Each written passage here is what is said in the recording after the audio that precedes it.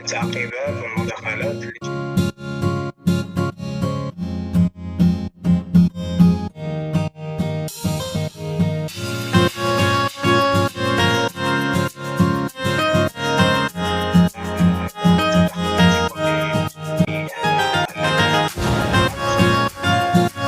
يمكننا إحنا كمواطنين وكشباب وكفاعلين مدنيين